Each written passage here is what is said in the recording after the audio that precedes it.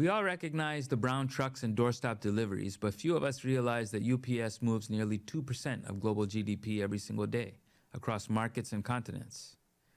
With that kind of global reach, UPS is more than logistics. It's a front row seat to the global economy, one that's shaped by new markets as well as shocks like the pandemic shock, one that's shaped by multiple technology revolutions as well as trade wars.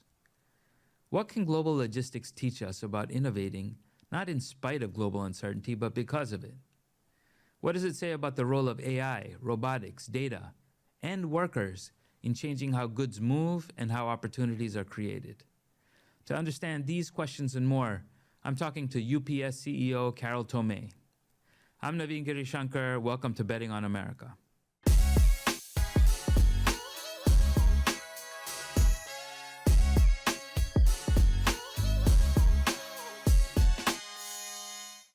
Carol Tomé, what an honor to have you here on Betting on America. Thank you so much for making the time available. It's truly my honor. Thank you for inviting me. You know, we're really interested in how companies are navigating this intersection between changing global markets, technology revolutions, geopolitics. And I can't think of an industry that is better to understand what's actually happening in the global markets than logistics, and in particular UPS. If I look back when you took over UPS, I mean, that happened right at the time of the pandemic, if I understand it correctly. And so navigating these big shifts in the global economy was like something that you had to deal with immediately. So take us back there and take us, through that experience and what lessons you've learned. Well, it was an incredible experience. I onboarded in March of 2020, just as the world was shutting down. And we knew that at UPS, we could not shut down. We were essential and we needed to keep commerce moving. So the first thing we did was to make sure that our people were safe. And it was a mad dash to get the amount of protective gear to keep our people safe, but we were able to do that, as well as change our operating procedures. For example, we used to require signatures for delivery, and we stopped requiring signatures for delivery. And I'm really proud of our focus on keeping our people safe, because we weren't immune. We had a number of COVID-19 cases, of course, but the incident rate was way under the global average. So I was really proud of that. The second thing we had to do was take care of our customers. And we had an incredible surge of volume coming into our network. Yeah. And we were worried that the network was going to tip over if we didn't manage that volume appropriately. So we set up control towers to manage the amount of volume and the timing of the volume flowing into our network. And that worked out pretty well because we were able to keep our on-time delivery best of any carrier around the world. And then lastly, we worked with the US government on Operation Warp Speed, which was this public-private partnership to really work towards the delivery of COVID-19 vaccines whenever they were to become available. And when they did become available, we were the first carrier to deliver those vaccines. And in a year, we delivered 1 billion vaccines at 99.9% effectiveness. So we were proud to be part of that public-private partnership and proud to help, address the issues associated with COVID. And there were so many lessons learned during this time. First, for us, the need to stay focused on people and customers, of course. It was just reaffirmed by our actions that was the right area to focus. But from a supply chain perspective, there were so many lessons learned. What we found that so many of our customers were sole sourcing in China. And they said, we can't have a reliance on one country any longer. So we saw our customers adopt a China plus one strategy, moving some manufacturing to countries like Vietnam and Malaysia. And we followed them and stood up gateways, which fast forward to 2025 was a pretty good idea, but we established new gateways in those countries. We also saw companies move from just-in-time inventory management to now just-in-case, and that's been a change in working capital practices around the world. And then finally, for this explosive growth in residential deliveries, all carriers have had to rethink residential delivery and what capabilities are necessary to ensure that we can deliver those products and packages on time. Lots of learnings. Yeah, what a phenomenal experience. And just so folks understand, if I understand it correctly, you have 500,000 employees in 200 countries. This is not a small operation. And so when you describe these new opportunities that emerged even out of the crisis, but also the risks that you had to manage, this is something that I think really underscores the legacy of the pandemic in terms of business practices and operating around the world. One thing I wanted to ask you is the role of technology in that. I heard you speak a few months ago, and I was struck by the experience that you've had and the leadership you've shown around AI, robotics, and data. Could you bring us into that and how it connects to the lessons from the pandemic and beyond? Yeah, so we operate a global smart integrated network, which is a point of differentiation from other carriers because it's all linked. And it's linked by data. We have 70 petabyte of data, and we use that data to power our network. Of course, our engineers are involved, but we use artificial intelligence and machine learning to power the network. And to put it into perspective, today we're powering about 22 million deliveries around the world and over 2,000 flights around the world. But during the pandemic, well, that was closer to 30 million packages a day. And it's because of the power of the technology and the years that we have invested in this global smart integrated network that we've been able to manage through these really interesting, challenging times where volume explodes and when it contracts as well. Yeah. Give us a little bit of color as to what this looks like. I remember hearing you at one point describing you going down and actually seeing what your workers are doing. Yeah. How has that changed as a result of these technological improvements? So for me, I think it's incredibly important to be on the front line to understand how our employees are working and the type of work they do and the environment in which they're working.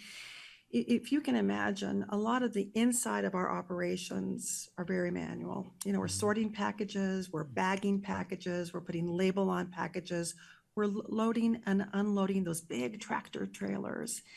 And of course, then we're delivering them on our brown package cars. So when I first started here, I was on car delivering packages, which gave me a sense of some of the technology improvements we could deploy to make an even better experience. In fact, they called me a product master because I was thinking of ways to make it a better experience. But inside of the buildings, though, it's really interesting. I'm like, I've got to figure out what this is like. So I've been on the preload, I've loaded package cars, and I've also unloaded and loaded those 18-wheelers. Now, that was a pretty eye-opening experience for me. This work is hard. Yeah. It is really hard, and it's hot, and it's sometimes at night. So I'm like, we've got to figure out a way to automate this activity because it's not just for the workforce of today, the workforce of tomorrow. I'm not even sure they're going to be around to want to do this kind of work. So we started several years looking at robotics and a way to unload and load tractor trailers. And you may say, well, what's so hard with that? Well, imagine our network, it's an integrated network, which means inside of any tractor trailer, you could have tires as well as a box and a sweater or a sweater and a box. So it's very much of a mixed load. The robotics necessary to unload mixed loads is pretty complicated. A few years ago, though, we found some robotics that we thought this could be interesting and perhaps work for us. Our engineers were like, no, this isn't going to pencil. I'm like, put the technology in. It will get better. Yeah. And guess what? It's gotten better. Yeah. And tell me about what that means for workers and for employees. What does their day-to-day life look like now that you have these technological improvements in place? And what does that mean, really for the future of workers? Some people fear that, technology will replace workers, but walk us through that. Yes, so the technology is being deployed. It's not fully deployed at this point, which gives us an opportunity to invest in the workforce of the future. Yeah. And today we're creating what we call operator of the future. These will be the individuals that are actually running the automated buildings, running the robotics, if you will, running the front and end of the building. So we're creating that role, and then we're going to invest in our people so they can fulfill that role. We think that's critically important to reimagine the workforce of the future and invest in the learning. If you have an aptitude and a desire, the learning to take those jobs. It started a few years ago when we launched digital fluency. I looked around the company, I'm like, we've got to up our digital fluency game. So we worked with a local university and created curricula for digital fluency, put all the leaders through it. And now we're going to do that again, but from a generative AI perspective. And there'll be four series of classes here, 100, 200, 300, 400, as we increase everyone's fluency as it relates to generative AI. Couple that with the operator of the future, and I think we're going to end up doing the right thing for our people. Now, the truth is, will we have as many people working for us? No, we won't. But if you have a desire, we'll give you that opportunity to learn. Yeah, that's tremendous. And there's a lot of discussion about what AI might do for workers. And I just want to linger on the point that you've made there, which is that importantly, there are new roles, new opportunities, new possibilities that we haven't fully anticipated, and they will play out as technology evolves and we see new applications. You talked about supply chains and the China Plus One strategy that companies are employing now. Supply chain intelligence is something that I believe has been a legacy of your pandemic experience. Can you tell us a little bit about that? Because this is hugely important, not only for business, but government as well, understanding exactly what's happening with supply chains in real time. Yeah. So because of our end-to-end network and our global reach, we, for years, have had a group we call Solutions. And Solutions work with shippers to help them optimize their supply chains. So we'll do supply chain mapping for them to help them understand where is the best place to source their materials, what's the best mode of transportation to use to move their materials, how do they think about the supply chain end to end. And there's never been a more important time to provide this service. In fact, this year, we've had over 600 supply chain mapping requests from our customers come in. So we work with them and help them optimize. We hope they use us as their carrier across the end-to-end supply chain. But if they don't, they don't. We're going to help them anyway. We'll help them on one part of it or all of it to make their supply chain more efficient. We also have invested in technology, in a tool that we call Symphony. And wherever you use us, you can see visibility. And if you use this all the way from procurement to last mile delivery, you can see your entire supply chain. That's really important in today's world. Yeah. I'd be interested in what lessons can be learned from that for government, because my experience in the Commerce Department in the last few years was that they were trying to develop that kind of capability, but learning from multiple companies across multiple industries. And I think that we are in a moment where wherever we can learn will be valuable for government and business. So that's something to watch out for. Let's couldn't agree with you more. Yeah, let's move this. And by the way, have you been doing much of that? Do you get calls from people in government saying, help us understand how we could do this and develop this capability ourselves? Well, we've been very close to the current administration as it relates to changing trade policies and trying to help the administration understand the mechanics of many of the policies that they're implementing. There are a lot of mechanics associated with all of this. Yeah. I'm not sure people in our U.S. government was quite prepared for all of the change that was coming their way. So we've been very, very involved in helping them just understand the mechanics, because we want trade to continue to flow. Yeah, I'm glad you raised that. I was going to ask you, because you went through the pandemic shock and shepherded UPS through that, and you described that. We now have, in the last 6 months or so, a kind of policy-induced trade shock or an upheaval in the trading system. And so regardless of what one feels about that, the reality is many companies are describing uncertainty. Many companies are pricing in what could be an increase in cost of doing business. I just wanted to get a sense of how you are managing this. I mean, you're all over the world, hundreds of countries. How do you manage something as significant as this? It's almost a once in 70-year event. Yeah, well, it's not easy. But based on our global integrated network and a smart network, we're able to change our operations to manage where trade is moving. Yeah. Because generally, tariffs hinder trade, but trade doesn't stop, it moves. And I can make that real for you. In the second quarter, when the China tariff went in and the elimination of de minimis exceptions went in, we saw volume in our China-US trade lane drop, well, nearly 40%. Yeah. But our China rest of the world trade lane increased. In the second quarter alone, we made over 100 operational changes to follow where trade was moving.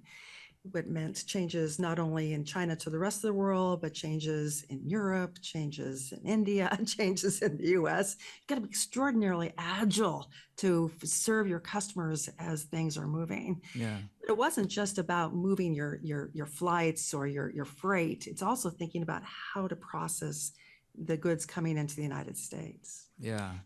So we were fortunate, maybe it's better to be lucky than good. Several years ago, we invested in our brokerage capabilities. We're the largest broker in the world. And we said, we don't want to have a manual brokerage process. We want to have an automated brokerage process. So we invested in this technology, and now 90% of all the goods that are coming into the US through our network are processed without any human intervention. Mm-hmm. That's not true for many carriers, nor for our government. So this is, we have learnings here that we're happy to share with others, because moving these goods without manual intervention is helpful and important. But it's more complicated than just that. Think about the working capital implications of companies like us who collect the tariffs, remit them to the government before we get paid. So there are all kinds of just interesting dynamics associated with this. But I'm really blessed. We're really blessed because we've invested in this network that allows us to take care of our customers. And our view is, if you put your customers first, everything else is going to take care of itself. Yeah. And really underscores the power of a global company, because you can manage what are in effect policy shocks in any given country. Although I must say, as an American company, it must be quite something that the source of some of this uncertainty is us. Well, we really don't have a point of view on policy here. We just want to take care of our customers. But I will tell you, it's made it very difficult to forecast. In fact, we don't really forecast anymore. We just build scenarios. Yeah. We build scenarios, and we try to be as agile as possible to turn on a dime depending on which scenario plays out. Yeah. Well, let me highlight another aspect of policy that might be interesting to get your thoughts on. The Trump administration came out with a really ambitious and I would say sweeping AI action plan earlier in the summer. We actually had Director Kratsios come to CSIS and speak about it. And one of the things that I found fascinating, and I wanted to get your reaction to it, is that the administration is really leaning into what they are calling an AI stack export package, meaning exporting AI capabilities, the full stack. I'm assuming that they have in mind chips and data centers, frontier models, energy, so on and so forth. But there's another part of it too, which is the applications of frontier models. And I think about UPS, and in a sense, a lot of what you're doing as logistics is services exports that are AI enabled, in a sense. And would that be correct? Yeah, I think that's exactly right.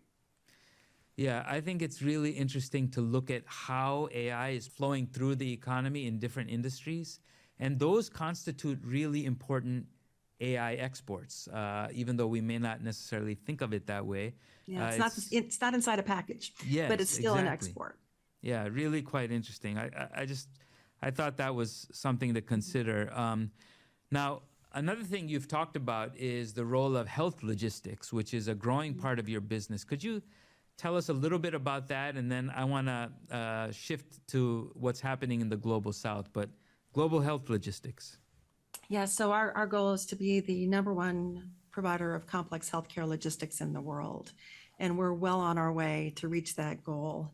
with the explosion of biopharmaceuticals, there's an opportunity for us to really provide great service to our customers, but it requires expertise, Yeah. it requires capabilities, and it requires certification. And we are investing in all three.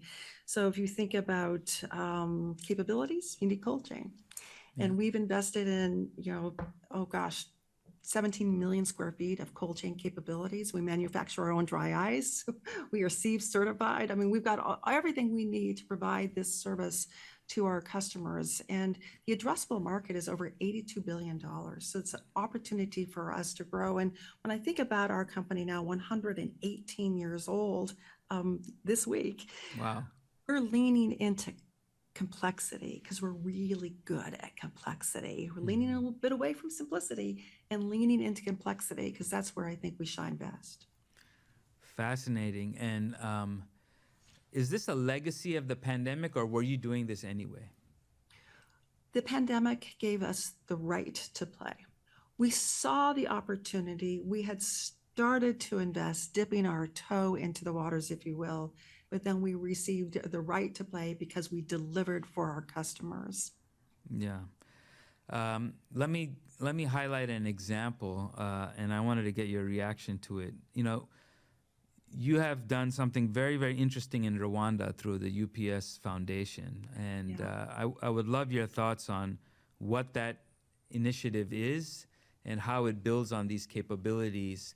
And the reason I'm asking that is the real big question in Washington around the global South and our engagement with the developing world is, what is the United States offer to developing countries going forward? We've gone through also an upheaval, not only on the trade side, but foreign assistance. But you have an example here, which I wanted to highlight, and please tell us what's going on in Rwanda. Well, it goes back to the pandemic. Most of the vaccines that we delivered were under some sort of a commercial agreement, and we were paid for that. But at the same time, we, through our foundation, have humanitarian efforts, one of which is focused on health and humanity. So in partnership with Gabi, we put together a plan and executed against that plan to deliver vaccines in Rwanda for free using drones. And this is something we're very proud of and that we continue to leverage across the world. And we think you got to do some and some, right? It's leveraging the power of our technology, our proven technology, to get goods to where they're needed under an umbrella of complex healthcare logistics. So it's part of our purpose, actually. Our purpose is moving our world forward by delivering what matters. It's not just about delivering goods, it's about doing good too. Phenomenal, phenomenal. And do you anticipate doing more of this in other countries as well? We do. I was struck because there's so much discussion about what is the U.S. offer to the world and to the developing world. And if you think of that beyond just foreign assistance, but what the U.S. as a whole, private sector, public sector can do, this is a phenomenal example. I've heard you say UPS delivers not just packages, but opportunities, serving as a catalyst for positive change. And you've said that in different words right now, but that's what struck me when I heard this example. Tell me, Carol, there are a few corporate leaders that have the size and scope of UPS and what you have to contend with. What are your lessons, if you were to pass that on to sort of the next gen of American corporate leaders and CEOs navigating a very, very challenging global environment, not only technology revolutions, but trade wars and hot wars, and potentially there may be another pandemic, God forbid, but we have to plan for those things. How do you manage that, running a large organization like UPS? Well, I think it starts with purpose. When I started as CEO now 5 years ago, we knew what we did. We moved 6% of the US GDP every day, 2% of the world's GDP. We knew what we did, but we hadn't declared our why. So we put together a team of UPSers who did a masterful job of iterating and iterating and iterating. And we landed on our purpose, which I just shared with you, moving our world forward by delivering what matters. And if you stay true to your purpose, you can manage through whatever comes your way. It wasn't too long after I started when Russia invaded Ukraine, and we operated in Russia, we operated in Ukraine, we operated in Belarus. And our first job was to keep our people safe, doing what matters, right? Right. And so we shut down our business, but we kept our people safe. In fact, we paid people. We paid them. They weren't doing any work, but we paid them Right. to make sure that they could figure out a way to survive this horrible war. So I think it's really important to not only declare your purpose, but then to be true with it. And that isn't easy to do sometimes. But if you stay true to your purpose, it all works out at the end. That's a timeless and universal lesson for people in business and government. I thank you so much for your time, Carol. This has been truly fascinating. We're going to keep watching what UPS is doing. Appreciate your time on Betting on America. Thank you very much. Thank you for joining this eye-opening conversation with UPS CEO Carol Tomé. You can find this episode of Betting on America and more at csis.org, YouTube, or wherever you get your podcasts. This is Navin Girishankar reminding you that everyone has a role to play in the tech race.